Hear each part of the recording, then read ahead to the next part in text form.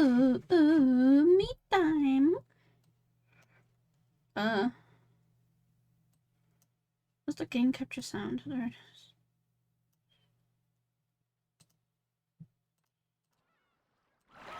There we go. I had to make sure it was capturing properly. You know. Started this. Bing bong. Bing bong. Turn it down slightly. I was probably the one who seemed to be fighting the most, and yet the one who was most separate from reality. Oh. It didn't save properly again. Gotta love it.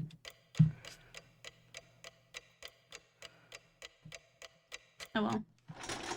It's now 1 o'clock.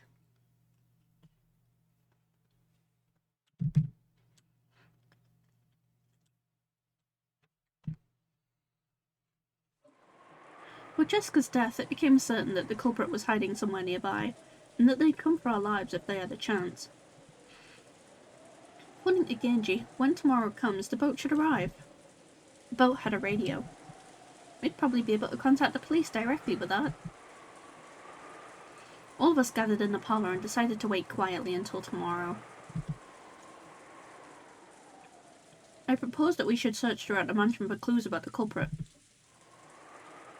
But Aunt Rosa rejected that, saying that if we managed to corner the culprit or maybe provoke them, it might lead to a third murder.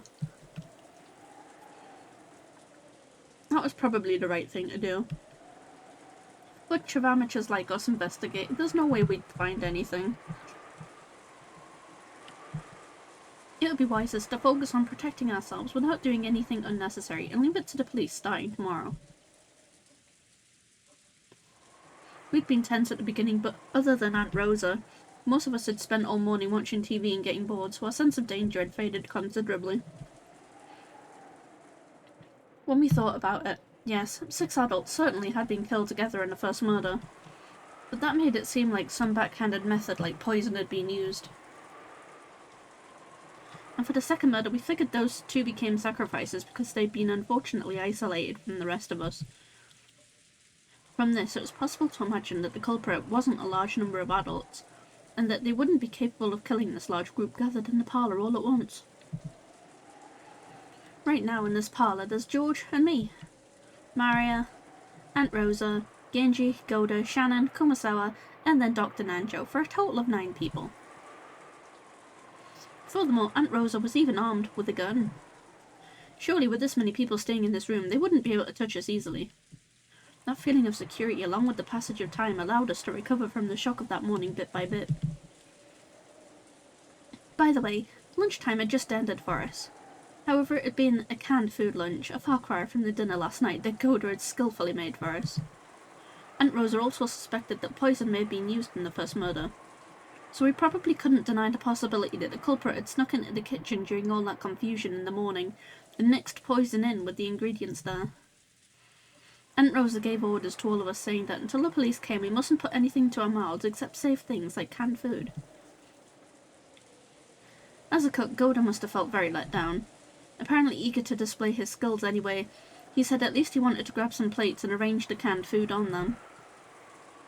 At first Aunt Rosa had been reluctant, examining each one of the plates that were brought, but she hadn't been able to find anything to complain about, and Goda's chef-picked canned food lunch combo was born.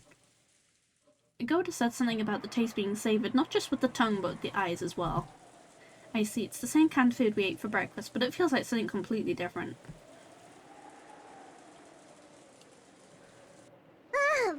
Oh, finally some talking, fucking hell. I've been holding this slice of cake in my hand for fucking ever. I can eat it now.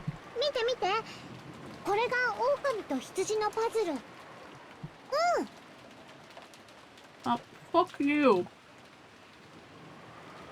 As I was sitting lazily on the sofa with no desire to watch TV, Maria came over and pulled a picture book out of her handbag and held it out to me. What? なんだよ、その本は。狼と羊のパズル？どれどれ？ Wolves and sheep puzzle. It was a phrase that Aunt Rosa had said this morning when we'd gone to call on Jessica. At the time I hadn't known what it meant, and right after that it was an uproar when Jessica's corpse was found, so I'd forgotten about it completely. The book that Maria held out to me looked like a foreign picture book or something that had been translated. When I opened it, I realized that it was a book stuffed with riddles.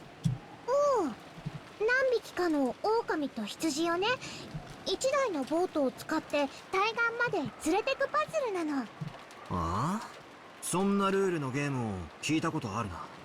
これはそれの狼と羊バージョンなのか。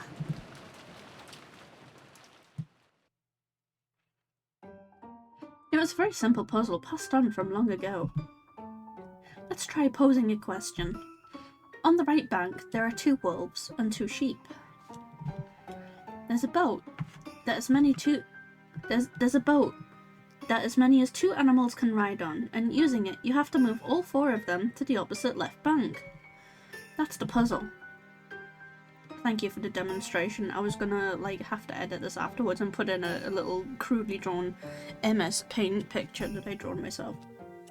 There are 2 rules. The first is regarding the boat.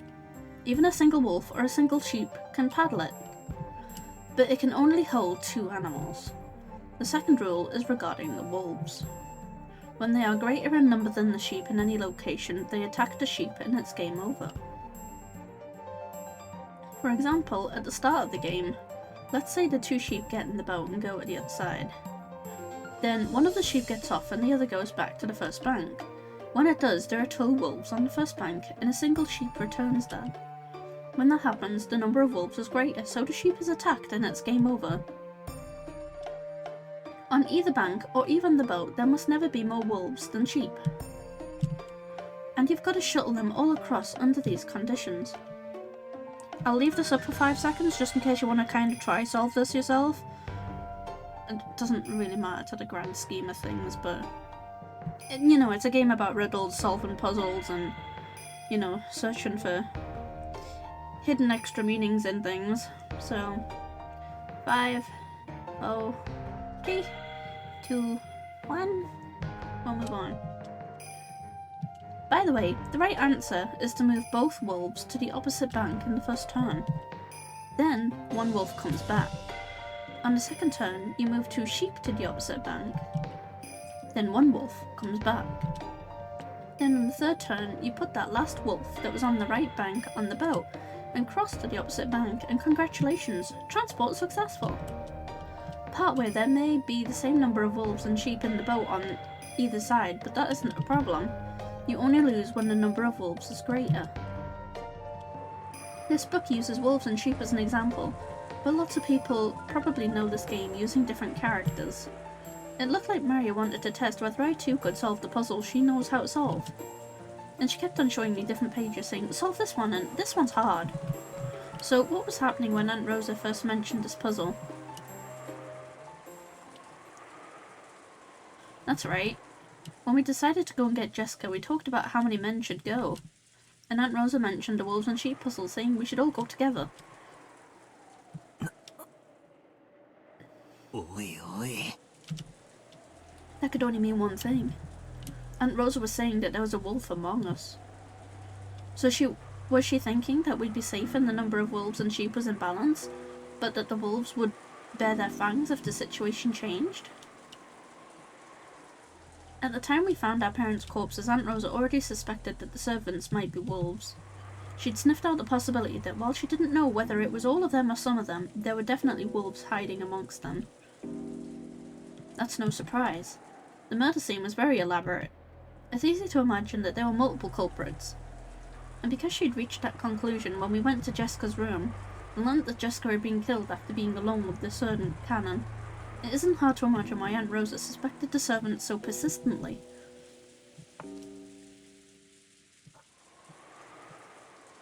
使用人の皆さん、郷田さんが食器を洗いに厨房に戻ります。念のためです。皆さんも同行してください。皆さん、申し訳ありません。団体行動で参りましょう。シャノン、熊沢、行くぞ。はいはい、ただいま。それではジョージさん、一度失礼いたします。うん、気をつけて。あ、ローザおばさん、僕も一緒に行っていいかな。ごめんなさい。ジョージ君は残ってくれるかしら。ちょっとお話ししたいことがあるの。そうですか。シャノン、ごめん。とにかく気をつけて。一人にならないでね。はい。南條先生、すみません。ちょっとご相談が。はい、何ですかな。Servants put the dishes and empty cans on the serving cart and started to head out into the corridor. Behind them, Aunt Rosa was talking to Dr. Nanjo about sinning in a small voice. わかりました。参りましょう。ええ。よろしくお願いしますね。Dr. Nanjo closed the book he had been reading, rose from the sofa, and followed after the servants. Aunt Rosa stuck her head out into the hallway, and after seeing that they were completely outside, she closed the door and spoke. みんな聞いて。これで今ここにいるのは後ろ宮の人間だけね。ん？確かにそうなりますね。狼を全部追い出したってことっすか？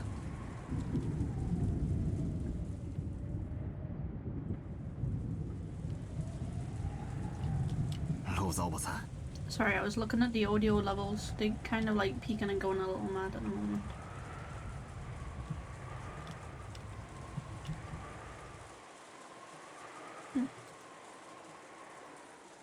With that one sentence, Aunt Rosa's gaze grew sharp. Apparently she'd picked up on the sarcasm. She laughed lightly. バトラ君は頭の回転が早いのね。賢い子は好きよ。話が早いわ。おー、バトラー頭いい？これ解ける？ 64 ページの難しいの。おー。マリアは少しの間テレビを見ていなさい。ママはバトラ君たちとお話があるの。She wants to go and chat with the older children, okay? おー。The smart ロ children. ーザおばさん。パズルの話はバトラ君に聞いたよ。用心深いのは悪いことじゃないと思うけど、さすがに疑り深すぎるのもどうかと思うよ。No, no, I've just gotten cake on my top. 真の犯人がベアトリーチェかどうかは別にして、少なくとも使用人たちがその一味であることを疑うことはできると思うの。兄さんたちが殺されていた最初の殺人、とても残酷な仕打ちがされていたわよね。あれが一人でできる真似に見える。謎の来客ベアトリーチェ様が夜鍋をしてチクチクやったのかもしれねえぜ。ジェシカちゃんの部屋の扉をめぐるマスターキーの件は使用人の誰かが関わっている証拠じゃない。You could equally take that as the opposite, though. If they're trying to set the servants up, then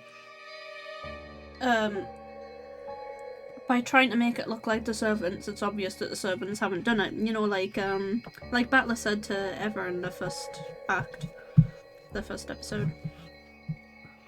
Oh, that's my 2 cents on it. Well, I mean, I know the answers, but that was what I was thinking at the time. Only the master key could have locked the door to Jessica's room, so we can only suppose that one of the servants did it. No. Wait. チェス盤をひっくり返すぜ。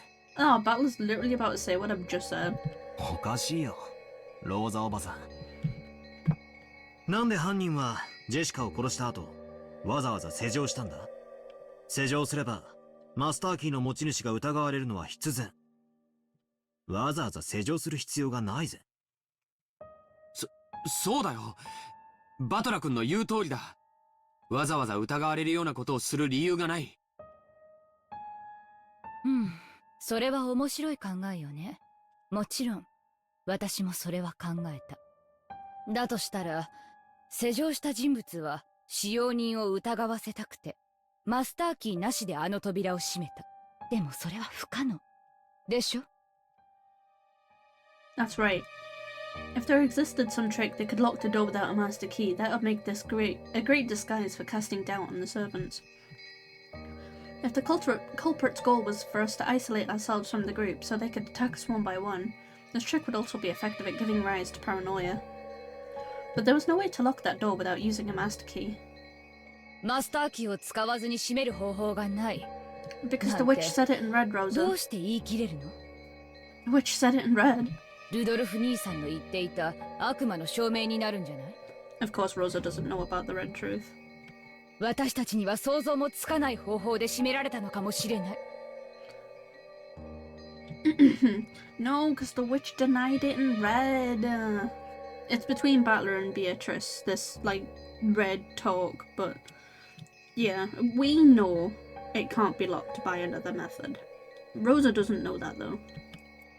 私たちに思いつかないからといって未知のトリックがあることを否定することにはならない。そりゃそうだけどよ。つまりあれか？疑わしきは黒ってわけなのか？具体的なトリックはわからないけれど、それでも外角はわかるの。申し訳ないけど、カノン君を犯人だと仮定すると非常に簡単に説明できる。死体がない理由までね。だってカノン君はマスターキーを持ってなかったんですよ。他の使用人ならともかくカノン君にだけは施錠はできなかったはず。 Still could lock the door. I mean, because they suspect he's alive, so because there's no corpse, he still could have locked the door. He could have stolen one of the other servants' keys. You didn't ask Shannon, Kumasawa, Genji, or Goda to present their master keys. You just assumed they all had them. What if one of them did not? I'm just saying. なるほど。それでローザおばさんはジェシカの部屋に入って早々に俺たちにクローゼットなんかを探せと言い出したわけか。ローザおばさんこそ普段の様子から想像できるより頭の回転が速いな。妹の頭の回転速度は常に姉マイナス1よ。今は誰にも気を使う必要がないからせいせいするわ。George realized she was referring to Aunt Ibba, and seemed a little uncertain about how he should take that sarcasm. ごめん。僕にも分かるように説明してほしいな。カノン君のマスターキーはジェシカちゃんのポケットに入って密室に閉じ込められていた。Oh my god, George, you're dense for one of the older cousins. Jesus Christ, even Battler's got this sussed out already. 施錠した後に部屋の外からポケットに入れるなんてゲートは不可能なはず。違うんだよ兄貴。ローザおばさんの想像しているやり方ならこのトリックはカノン君にしか使えない。そしてジェシカのポケットにマスターキーを入れたまま鍵なしで施錠することができる。そしてその結果として死体もなくなることになる。どうやって？ Well, he could have stolen a key from one of the other servants, or the door wasn't locked at all, and whoever quote-unquote unlocked it was lying. Those are your two possibilities. Which would you like to go with? 鍵なしでどうやって施錠するんだい？簡単よ。ジョージ君だって帰宅したら施錠するでしょ。つまみをひねってカチリとね。まさか。いやでもカノン君の姿はどこにも。兄貴にもピンときたみてえだな。ローザおばさんが室内を探したのはそういうことだ。内側から鍵を閉めジェシカのポケットに鍵を突っ込んだカノン君が。 Oh, yeah, the third possibility, I suppose. I didn't actually think of that. Whereas Cannon would still be in the room.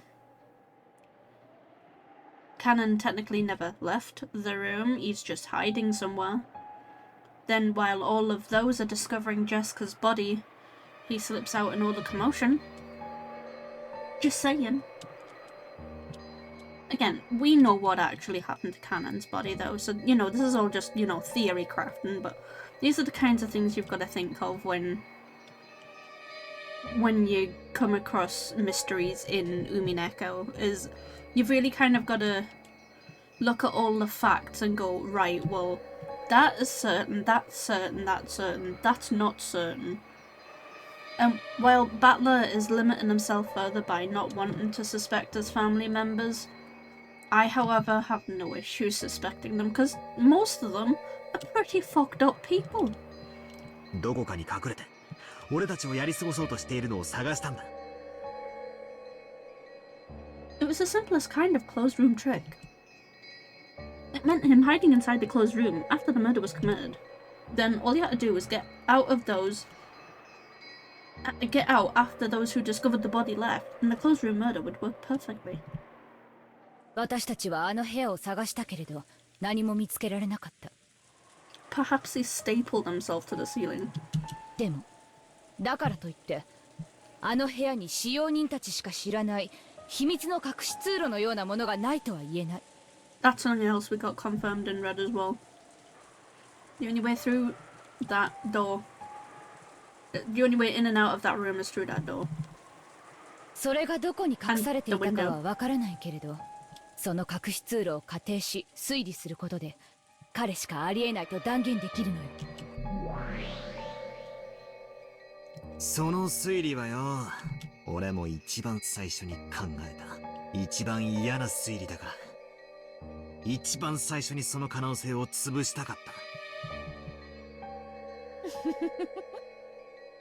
た。カノンはこの部屋で殺されたであろう。そなたはカノンが犯人であると疑いそうになったため、真っ先にその可能性を潰すためにこれを分かっておる分かっておる。だからその次に考えたのはこうだった。あの部屋にいたのは実は3人だったという説だ。ジェシカとカノン君は被害者、そして犯人である来客ベアトリーチェも一緒にいたという考えだ。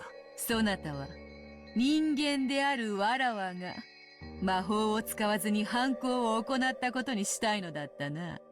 なるほど、そなたにぴったりの陳説であるぞ。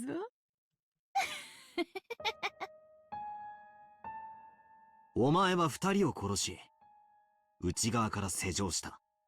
そしてカノン君の死体を担いで普通の人は気づかない秘密の方法、つまり隠し扉を使って部屋から脱出したんだと読んだ。 Hasn't she already confirmed and read that there was no secret entrances to this room?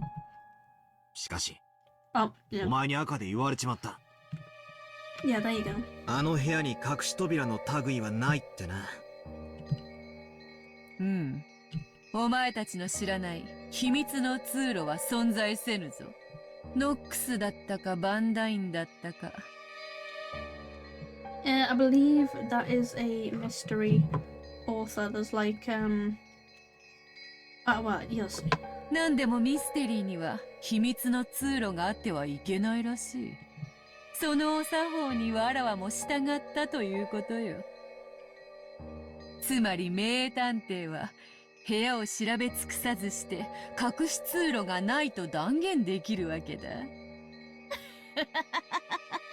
人間の推理ごっことはなんとお気楽なものよの。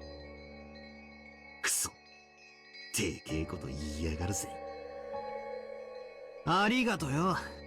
魔女様のお取り計らいのおかげで俺も部屋を探し尽くさずにあの部屋に隠し扉がないと断言できるぜ。うん。この部屋に隠し扉はない。扉と窓以外に出入りする方法はない。ってことはよ、今ローザおばさんがぶってる自信満々の仮説は Is fucking wrong. 間違ってるってわけだ。 Yes. しかも悔しいことにこの仮説は反証不能だ。 Right, exactly, because Rosa doesn't have the red truth. But Battler has to construct a compelling argument. He can't just go, well, the witch Beatrice told me in red, and the red is the ultimate truth, that, you know, Cannon was killed, and that, you know, there's no secret entrances, and stuff. So, you know, he has to come up with his own theories as to what actually, what transpired there. You know, whether it was a witch, whether it was one of the 18, you know, whether it was the human Beatrice who's appeared on Rakanjima this act. Like, oh, sorry, I've got the hiccups. Battle has to come up with a theory, you know, as do the readers. So, do you have any theories? Do you, after having the red presented here, hold on, let me get the red up for this.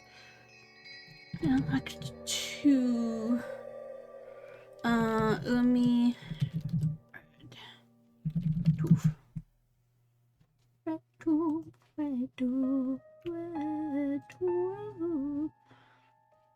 So the red truth we have so far, if you want to write these down, you can. In fact, you should write these down. When I speak the truth, I will use red. Everything I speak in truth, everything I speak in red is the truth.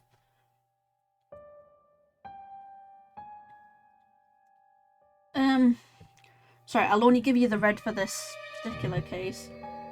The master keys are the ones held by the servants, 1 key each. There are absolutely no types of hidden doors. The door is the only way in or out. The only way to lock this door is with Jessica's single key or one of the master keys, only one of which is held by each servant. The window is locked from the inside. Cannon was killed in this room. When locked, entry is not possible by any means. No trick could have the effect of locking the door from the outside without using a key. Those are your red statements for this. Well, the ones that's been revealed to us so far.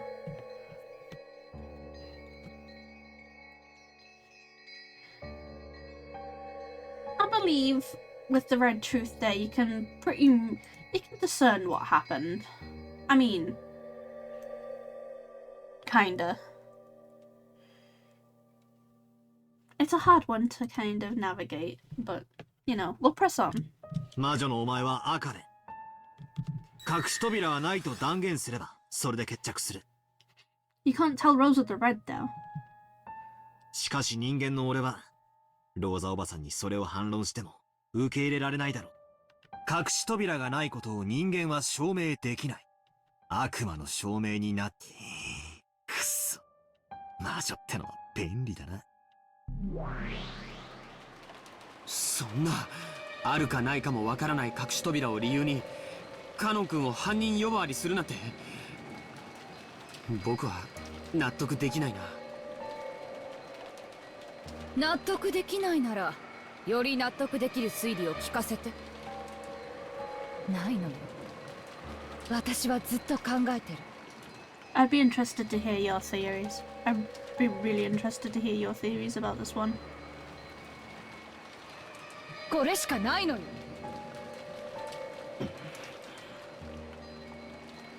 ジョージ君はシャノンちゃんと仲が良かったわね。だから使用人全員が犯人であることは受け入れがたいと思うの。私もシャノンちゃんが犯人の一味であるなんて信じたくない。でも全員であるか否かはともかく、確実にあの中に犯人、もしくはそれだけは見誤っちゃダメ。カノン君以外にも狼がいると見てたんだな。ジェシカの部屋で犯人はカノン君だと大騒ぎしたのは使用人たちのええ、そうよ。そしてその結果、私は一層の疑いを持つに至ったわ。確実に使用人の中に狼がいる。確実にね。そして狼と羊のパズルのように普段はおとなしくしているけれど、チャンスがあったら襲ってくるに違いないの。ジェシカちゃんは一人で船に乗った羊よ。あのパズルでは頭数の時は襲ってこないけど、私たちのパズルは違う。チャンスと人数次第なら頭数でも襲ってくる。ジェシカちゃんが殺されたように。僕は怒りたいことがある。じゃあ厨房へ行かされてるシャノンは危険な状態じゃないか。今すぐ僕たちも厨房へ行くべきだ。誰が狼だろうと狼でなかろうと、僕たち全員が揃っていれば均衡するならそれを保ち続けるべきだと思う。シャノンちゃんはお父様のところへ源氏さんと一緒に行った。その時に孤立したはずなのに殺されなかった。源氏さんも狼ではないから。違うわ、二人とも狼だったからよ。シャノンは悪事の片棒を担ぐような人じゃない。いくらローザおばさんでもそれは聞き流せません。今の発言に対し僕は取り消しを要求します。兄貴の前で悪いが、その論法エヴァおばさんの雰囲気にそっくりだな。こっちが反論できなきゃ自動的に自分が正しいみたいな。やっぱり血は争えないな、おばさん。私だって今の自分はあまり褒められたものじゃないとは思ってる。でもね、私は母なの。マリアの無事を守るためなら鬼にもなるわ。 You're already a demon. There's no human that would hit their child like that. No. I don't mean demon as in she's actually a demon. I realised how that sounded. I just meant to say she's not a good person. And a choice of words there just kind of tickled me in a way that required me to make a sarcastic comment. 本当ならマリアと二人きりでどこかに閉じこもっていたいくらいよ。I really wish you would just shut yourself away alone without her. Maybe then Maria might be safe. でも私は同時にあなたたちの母でもあるつもりなの。 How unfortunate for you and George that Rosa now gets to be your fucking mother. I hope you like being hit, Battler. 今やあなたたちは私の子供も同然。 I could think of no worse fate. 私は自分の子じゃないからといってあなたたちを見捨てたりしない。 Are you sure about that? 絶対。そりゃどうも。私はあなたたちの母として油断しないでと警告したかっただけなの。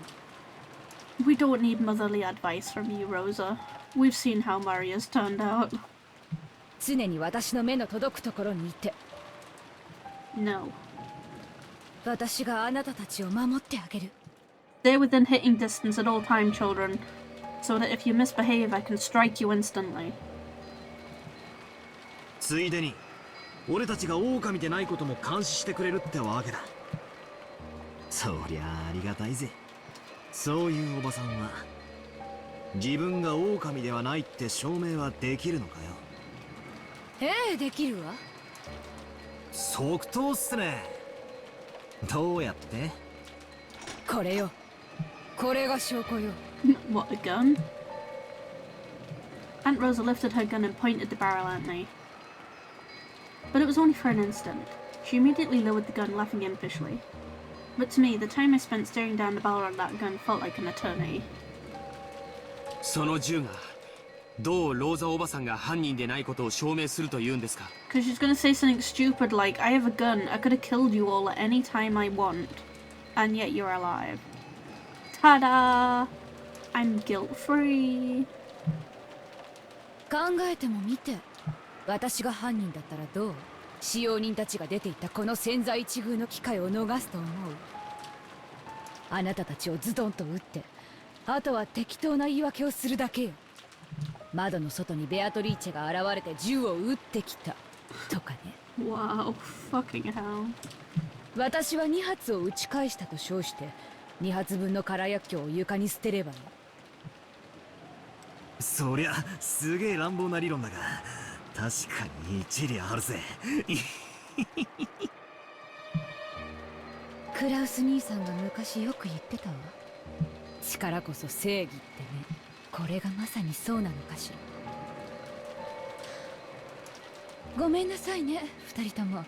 私も今朝からの事件続きでかなり冷静さを失ってる。 This implies that Rosa once had composure. I highly doubt that. Rosa, you have possibly the least amount of composure of all the Uchironias, and this is including Kinzo, the batty old man who keeps screaming about Beatrice. I'm fucking looking at you, Rosa. 普段の私を知る2人から見れば、今の私は余裕がなくて少し短気そうに見えるかもしれない。 You know how I normally am. Yeah, that's the problem. That is entirely the problem, Rosa. でも分かって、私は悪意ある犯人からあなたたちを守りたい。そのためには鬼になる。それだけのことなの。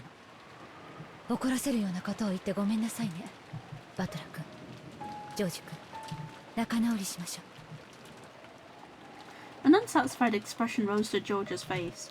He probably couldn't forgive the damage done to Shannon's owner. What about me? Several bits of circumstantial evidence hinted at the servants' participation. I didn't want to believe that one of them was the culprit, or possibly colluding with the culprit. But in our current situation, that was a little more than wishful thinking. Whom should I believe? In the first place, who is the culprit? Are there accomplices? And if so, how many? It seems I've only been suspecting the people we know. He quickly forgot that naive person, the guest Beatrice who arrived yesterday and boldly claimed to be the Golden Witch. In fact, I still haven't seen her face. I heard she greatly resembled the witch in that portrait, but since I haven't seen her directly, no matter how hard I try, it doesn't really feel to me like a naive person is on this island. So I've been subconsciously hallucinating that the culprit's one of the 18. Damn it. Come out, Beatrice. If you're the bad guy, then act like the bad guy and show yourself, laughing in a high-pitched voice and mocking us. Just like a bad guy in one of those dramas, who, even when they're exposed as the culprit, aggressively says, "Where's your proof?" Oh, here she is. Now, come on, the next line. Where's your proof? 証拠は終わりかの? Slow clap, Beatrice. Slow clap, slow clap. Yes, fantastic. Absolutely fantastic. Stellar performance. うっせえ。てめえはしばらく黙ってろ。 I love that Battler's in the exact same pose as the Battler in the real world. Meta Battler is also in the same pose.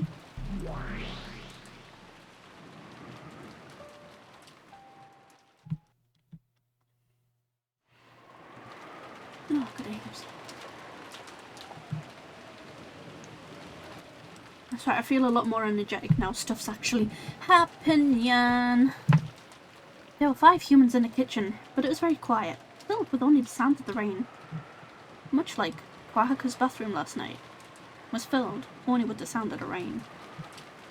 It was only accented by the sound of Shannon and Kumasawa washing the dishes. Goda was using the leftovers from breakfast and lunch as ingredients for a soup. Rosa had suspected that poison might have been added to the food, so they decided to eat canned goods, but it hadn't been too satisfying. But Goda thought she was being too cautious, so he was spontaneously creating a soup to be served only to those who wanted some. Shannon and Kumasawa were washing the dishes that the food had been arranged on. On the inside, they thought maybe Goda should wash them, since he'd be the one who wanted the food arranged on plates in the first place. But they left their complaints unsaid for the time being. Genji and Nanjo were facing each other across a crude chess set that had many years of experience. The game had still only just begun, and because the opening game of these experienced players had been honed to perfection, it looked like a ceremony where they just moved specified pieces in a specified order. 良い匂いですね。やはり缶詰ではこうはいきませんね。開封した食材だけで作りましたので、毒が混入しているなんてことはありませんよ。皆さんの分もお作りしていますので、ぜひ食べましょう。もちろん私もお毒にしますよ。安心して召し上がってください。本当にいい匂いですね。ゴーダさんのまかない料理は本当に美味しいです。美味しい材料を買ってきて、美味しい料理が作れるのは当たり前です。私は師匠に、あり合わせのもので美味しく作るまかない料理を極めてこそ真の料理人だと習いました。 I'm gonna try and record quite a few episodes today. I don't know, I'm feeling in a good mood. I was gonna play a bit more Ark today, but no, you know what? I think it might just be Umi Pepsi and my leftover pizza from last night. That sounds like a good day. And I'll feel productive knowing I've recorded some more. Yeah. I do plan on knitting while we watch Umi later, so don't mind me if I like work out my knitting equipment and get myself all humbly comfortable. それはいい師匠でしたな。おかげで私はとても美味しいスープをごちそうになれそうです。親族の皆様にお召し上がりいただくための材料で作ることになってしまったのが残念です。Oh, I felt that job there, Genji. ローザさんも朝からのいろいろでお疲れなのでしょう。無理もないことです。でもそのおかげで美味しい食材のスープが飲めるのですからね。Rosa had fervently warned everyone that they didn't understand the danger they were in, and that they must assume that poison was mixed in with the food. The mood at the time had led them to agree, but hunger wasn't something that could be swayed by a momentary emotion like that. 皮肉にも普段の私たちではとても味わえないスープとなりました。できるなら客間の皆さんにもぜひ振る舞いたいところなのですが。ローザ様のご指示に背いている以上、よした方がいいだろう。飲みたいものだけ飲むといい。見えないところで上手に息抜きするのも使用人の心得でございますものね。When Kumasawa cackled, Shannon and Goda left too. It seemed that in the space where only their fellow servants were gathered, they could relax quite a bit. Shannon didn't like Goda's occasional dishonesty, but she knew that there was no falsehood in his childish smile when he cooked, nor in his desire for people to enjoy his food. So even though it was a little aggravating to be made to wash the dishes, she couldn't really hate him. It's okay, Shannon, I'll hate him for you. However, they couldn't have dreamed that Rosa was calling them wolves in the parlour at exactly the same moment they were spending their time peacefully like this. At that time, several of the servants heard a sound like something being dragged and then a thump. It seemed like the sound made by a servant outside the back door when they were carrying a mountain of trash bags on a rainy day. Maybe when a servant was returning from work wearing a raincoat. So at first that sound didn't seem like anything out of the ordinary to any of them. But then they soon realised. They're all inside the kitchen. Who the fuck's outside? Right now, everyone was either in the kitchen or the parlour, so who could possibly be at the back door? As the servants all looked at each other, they checked to make sure that each one of them knew what that sound would meant. The servants knew the mansion's layout well, so they understood how incomprehensible it would be for someone from the parlour to actually go outside in this typhoon, go all the way around, and come up to this back door. Then, was it Kinzo? They couldn't imagine that Kinzo, who never left his study, would dash out into the middle of this typhoon and come to the back of the house where only low-class people ever entered or exited. 気のせいじゃないですよね。Wah.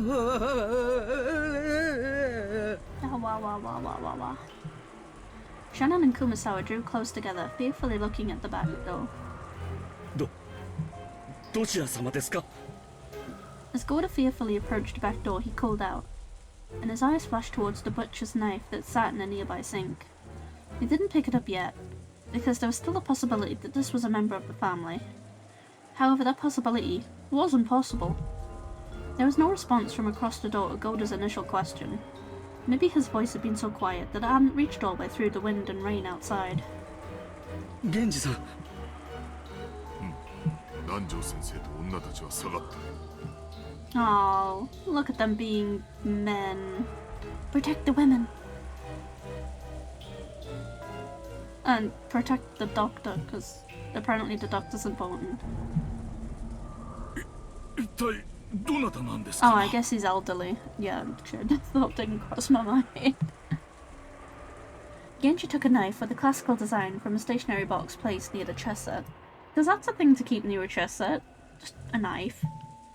It was something to be used instead of a paper knife to open envelopes for statements or delivery and bills. But it was still a knife. So the blade on it could injure somebody. Genji had hid it in the sleeve with a well-practiced motion. Then he approached the back door himself, giving Goda a silent nod. Goda cautiously approached the back door and slowly started to open it.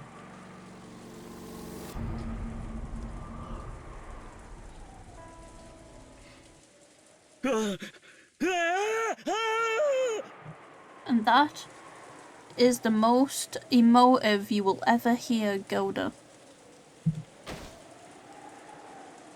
The shadow of a person suddenly shuffled into sight, landed on its knees and fell over. Goda fell backwards onto his backside and couldn't get up. That human shadow was soaked with rain, smeared with mud, and drenched with blood.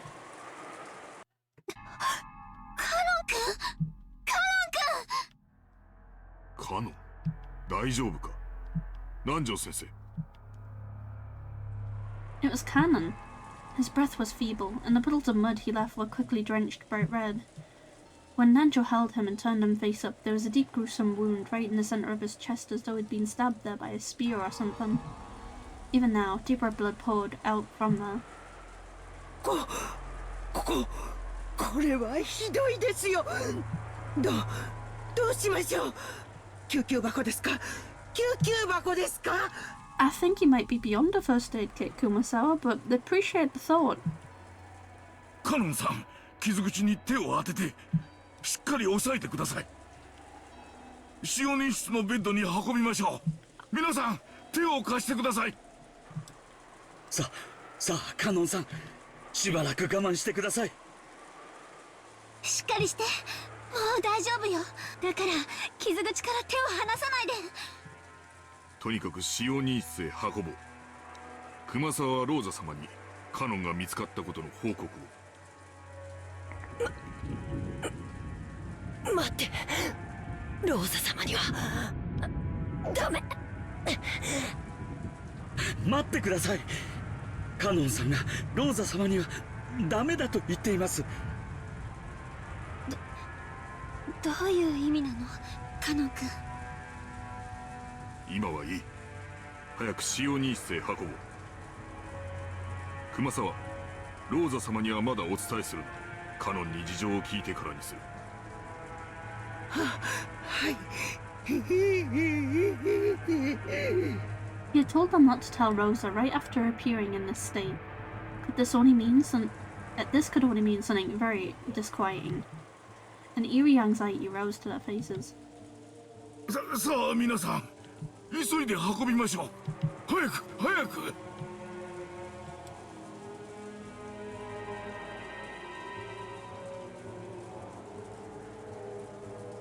Cannon's wound was unbelievably deep, and judging from Nanjo's pale face, it was a miracle that he was still conscious. これはひどい。何か槍のようなもので刺されたようです。肺まで届いてなければなんとか持つかも。とにかく止血を。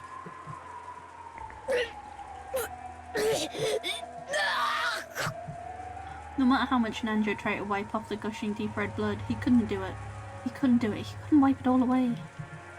And each time the wound was aggravated, causing Cannon to cry in anguish. カノン君、しっかりして。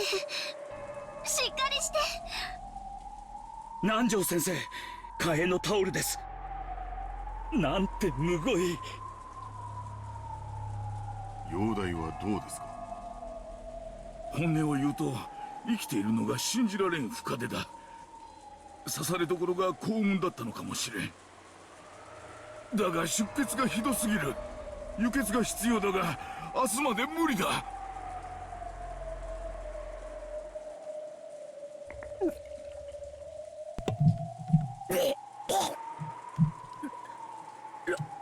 ローザ様が僕たちを。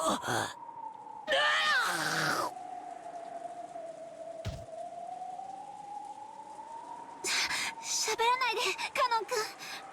傷口が開いちゃう。ローザ様がやってきてお嬢様と僕は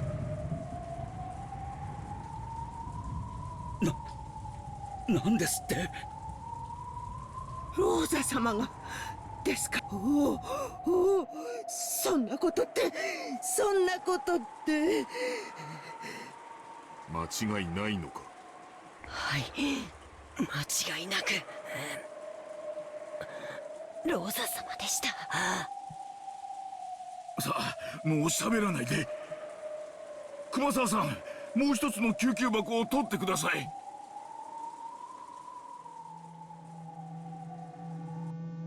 源氏さん、ローザ様がなんてことはあり得るのでしょうか？わからん。 Disregarding Nanjo and Kumasawa, who were struggling hard and stained with blood as they tried to stop the bleeding, Genji and Goda faced each other. Because if what Kanon said was the truth, Rosa was the culprit who killed Jessica. おのれ、ローザめ、よくもお嬢様を殺してやる。Kanon screamed even more hatefully. His hate-filled voice made it seem like he was seeing Jessica being harmed right before his eyes. 確かにローザ様がお嬢様を殺す理由はあるかもしれない。Why?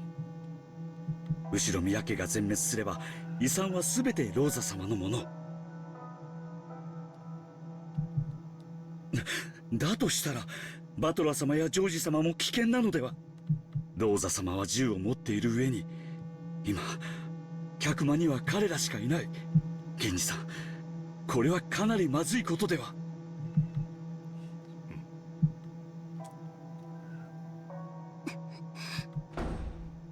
Shannon suddenly ran out into the corridor. Her expression was complex and tragic, as though she didn't know what to believe. Shannon ran. To where? The inside of the mansion had been scrumptiously clean, so it probably wouldn't be easy to find. She might find it if she searched the rose garden, but they'd probably have all been lost in the wind and rain. That's right, the boiler room isn't cleaned very often. If she went there, she might be able to find it. Shannon ran downstairs to find that and the underground boiler room.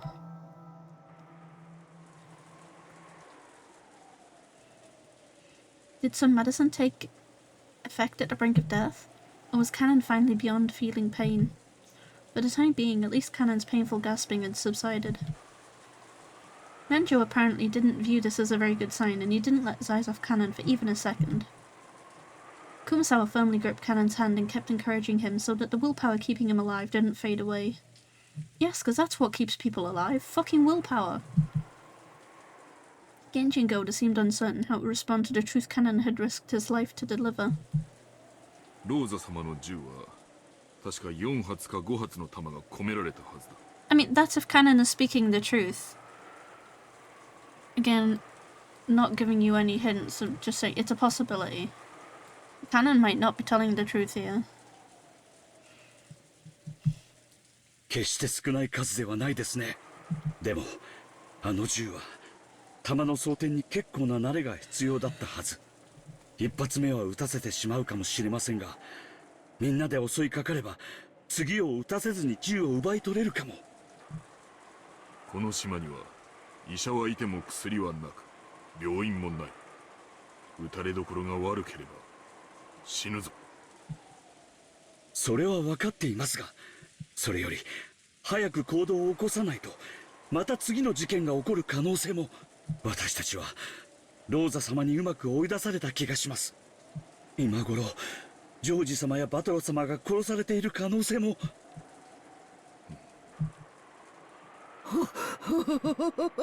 そんな危険な相手なら無理に刺激しない方がいいんじゃありませんか？しかし明日までは長い。どんな手を打ってくるか想像もつきませんよ。源氏さん、こちらから仕掛けるべきです。せめて10歳理由をこじつけて奪えばなんとかなるかも。弾は4、5発じゃありませんか。ということは私たち全員を殺すには足りないということです。迂闊に刺激しなければきっとローザ様もむやみには。あいつは言ったよ。僕たちを皆殺しにすると言った。Cannon, who they thought was sleeping quietly, suddenly started talking brightly. Almost as though he'd been awake this whole time and had suddenly opened his mouth. Cannon looked firm and steady, which relieved Nanjo a bit, but considering the depth of that wound, he couldn't wipe away a certain creepy feeling. He knew because he was a doctor. After losing so much blood, Cannon might easily have lost consciousness. And yet somehow he was still intensely aware of his surroundings. Was it youth? Or was it tenacity? Sometimes the power of a human life surpassed common knowledge.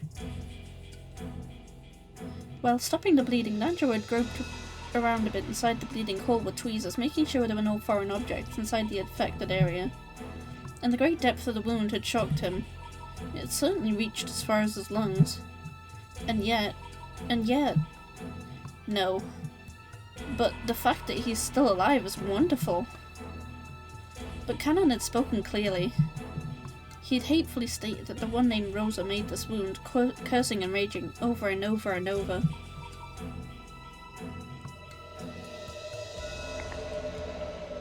あいつは親方様の財産を独り占めするために、台風が過ぎ去るまでにどんな手を使ってでも皆殺しにする気なんだ。くそ、なんて人だ。源氏さん、どうしましょう。私たちにも何か武器がいるのでは。にわかには信じられん。ローザ様がそのようなことを。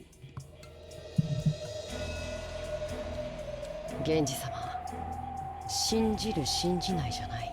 あいつが僕に、この僕が聞いたんです。どうして信じてくれないんですか。起きないで、傷に触ります。Cannon sat up on the bed, speaking to Genji, who didn't seem to be willing to believe Cannon's story. あいつは僕たちを必ず全員殺す。もうきっと客間の方々も殺されているに違いありません。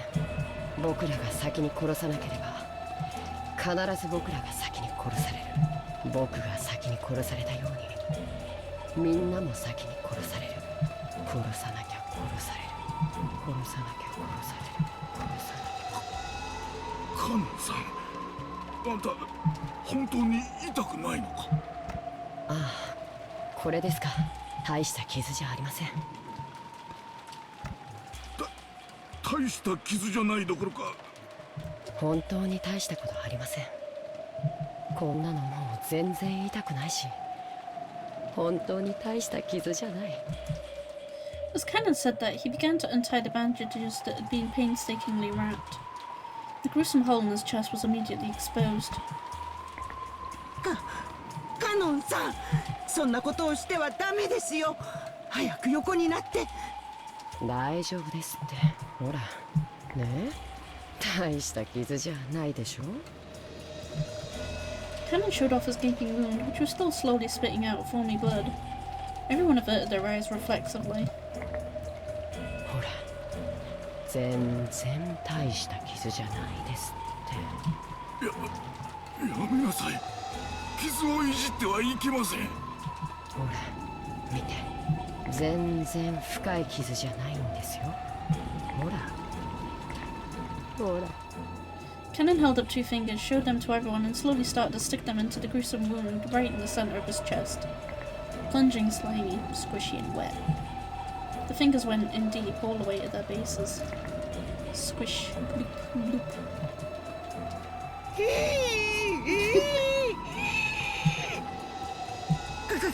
カノンさん、やめてやめて。 Those fingers were sticking all the way into his chest, up to their bases. And then he slowly pulled them out in exactly the same way. The fingers he pulled out were stained a sticky, solid, deep red colour, and there was even a thread hanging. The fingers were covered up to their bases in deep red.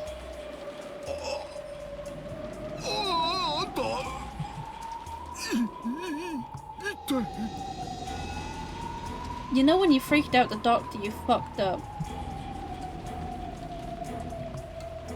ね、全然大した傷じゃないでしょ。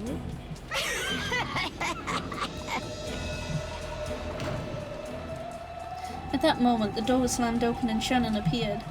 Even after she saw Cannon stained with fresh blood, her impregnable expression didn't falter. やあ、姉さん。Hit Fuck. どこへ行っていたの？僕が既得だというのに。一体。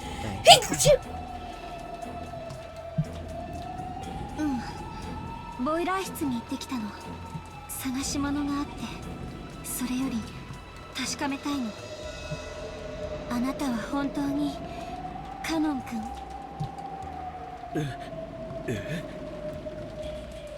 ？It was only natural. Everyone believed that he was Cannon, so they couldn't understand the meaning of Shannon's question. When they looked, they noticed that Shannon was holding a handkerchief in her hand. It was filthy and it looked like it had been used to wipe up some trash or dust. And while holding that, she approached Cannon, drawing closer to his feet. なんだい、それは。クモの巣を拭き取ったハンカチよ。なんでそんなものを？カノン君なら平気だろうけど、もしあなたにとってクモが天敵だったなら嫌うかなって思って。やだな。僕がどうしてクモを嫌うの？ごめん、試すね。シャノンさん。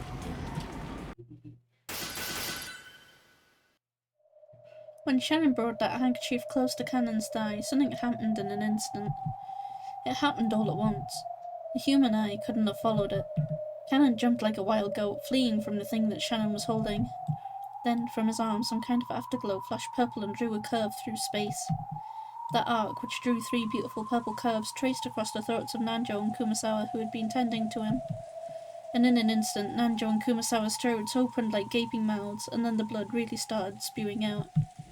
The third purple curve should have traced Shannon's throat, but Shannon wasn't there, because Genji, who had been behind her, had wrapped his own arm around Shannon's neck and pulled her back. This all happened in an instant. In the instant it took Goda to think fast in an attempt to understand the scene, the frozen moment in time shattered. Blood was gushing from Nanjo and Kumasawa's torn open necks. Cannon jumped and kicked off a picture frame that had been hanging from the wall behind him, springing forward just like a cat and aiming for Shannon's throat again. But Cannon's target once again disappeared from in front of him, because Genji had pulled Shannon again, and the two of them had fallen to the ground in a defensive crouch. いい反射神経だ。この老いぼれ家具が。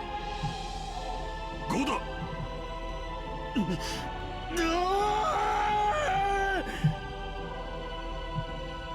Even Goda was no fool. Even if he couldn't fully understand what was going on, he at least realised that if this cannon wasn't seized, his own life would also be in peril. He sprung at Cannon with his huge body, pushing him up against the wall with his weight and physical strength.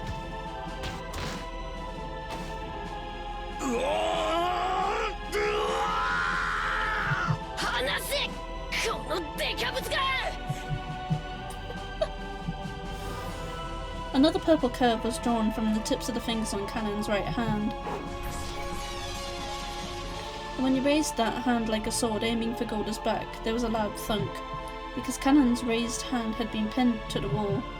He couldn't tear his palm away from the wall. Sticking out from it was the knife that Genji had thrown. Under normal circumstances, it would have been surprising to see someone as old as Genji handle a knife so skillfully. But in this abnormal space, no one paid it much mind. 源氏様、これを。Genji took the handkerchief with the spiderweb stuck to it from Shannon, and he approached Cannon, who was pinned to the wall by Goda's massive body and the knife. やめろ。それは近づけるな。やめろ。やめろ。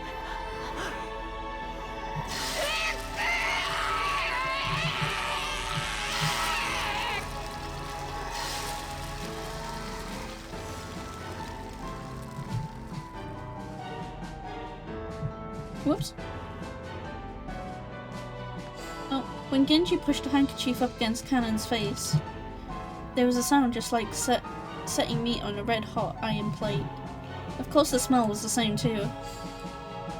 As he was horribly burnt, festering in filthy red and black, and crying out in his death throes, Kanon's body burst open and scattered.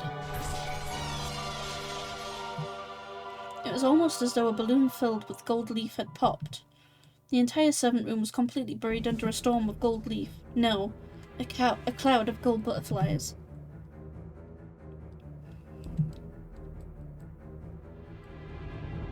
Those butterflies began to softly fade as though into water, or rather, into empty air itself.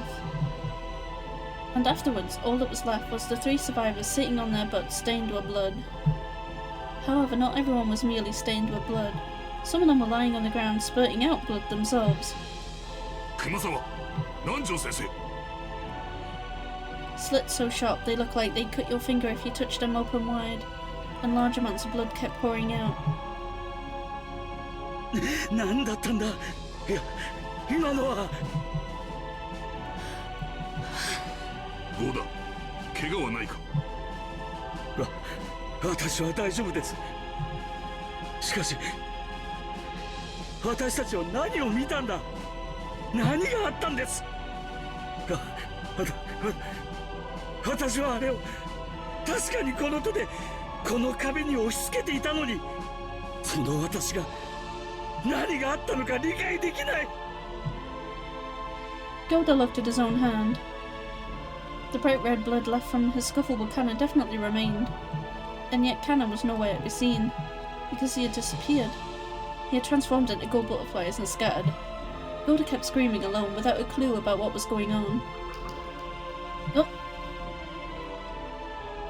Here's the, tips thing. Right, let's see. So, Servant Canon, there's no corpse and yet he's dead? The witch said so in red, so he's definitely dead, even though there's no corpse. And then there was Kumasawa Nanjo.